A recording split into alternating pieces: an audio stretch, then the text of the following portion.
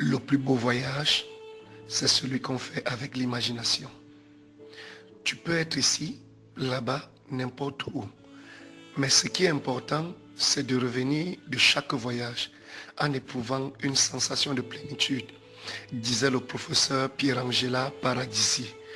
Bonjour, je suis comme ça, le Mirador, ce matin, pour partager encore cette exhortation avec toi. Nous lisons aujourd'hui dans Ecclésiaste chapitre 7 au verset 8. Mieux vaut la fin d'une chose que son commencement. Mieux vaut un esprit patient qu'un esprit hautain. Aujourd'hui, j'aimerais que tu puisses mettre quelque chose de nouveau dans ton esprit. Et ce que je veux t'appeler à faire, c'est ceci. Apprécie ton voyage et non seulement ta destination. Apprécie ton voyage et non seulement ta destination.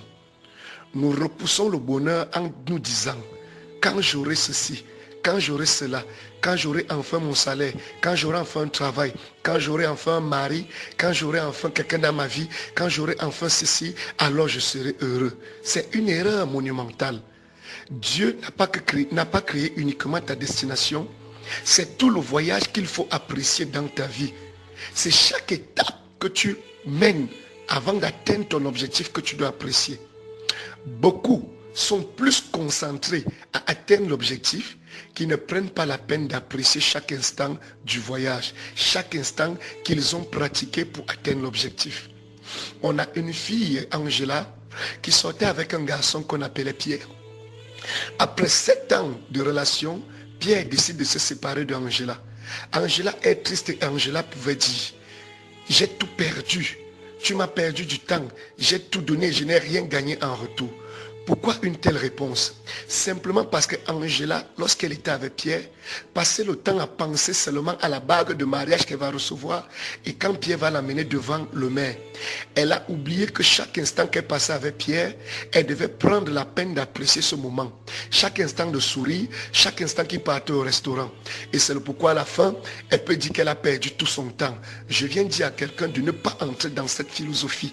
Tu n'as jamais rien perdu. Même si tu n'as pas reçu ce que tu voulais, tu dirais que tu as tout perdu parce que tu n'as pas pris la peine d'apprécier chaque instant du voyage. Lorsqu'on voyage dans le bus, il y en a certains qui bavardent avec du voisin, d'autres qui dorment, d'autres simplement également qui disent, ben tiens, je ne connaissais pas ce village, je ne connaissais pas tel endroit, je ne connaissais pas, ils admirent le paysage, ils apprécient les étapes. Mais toi aujourd'hui, est-ce que tu apprécies chaque instant de ton voyage? C'est le pourquoi à la fin tu es triste, découragé. Parce que tu fais ce que tu fais par la force. Tu n'es pas content de le faire. Mais si tu étais content de le faire, tu allais apprécier chaque instant avant d'atteindre l'objectif. Et quand bien même tu n'as pas atteint l'objectif, eh ben, tu as gagné quelque chose, tu as découvert au moins le paysage. Tu as découvert certaines choses. C'est l'histoire d'un roi. Il avait à côté de lui son serviteur qui était toujours paresseux. Alors il appela son serviteur et il dit, je veux que tu ailles à côté du puits et que tu me pousses la pierre qui est là-bas. Tu iras pousser cette pierre le lendemain. Alors le serviteur lui a dit, il n'y a pas de problème mon maître. Le lendemain, le serviteur est parti, il a vu la pierre était très énorme. Il s'est posé la question, comment je ferai pour déplacer cette pierre? Alors il a poussé la pierre le premier jour, il n'est pas arrivé. Il a poussé la pierre le second jour, il n'est pas arrivé. Il a fait ainsi pendant 1 mois. Découragé, il est parti dire au maître en pleurant, maître, je n'ai pas pu déplacer la pierre comme vous me l'avez demandé, je vous demande pardon. Abattu, attristé.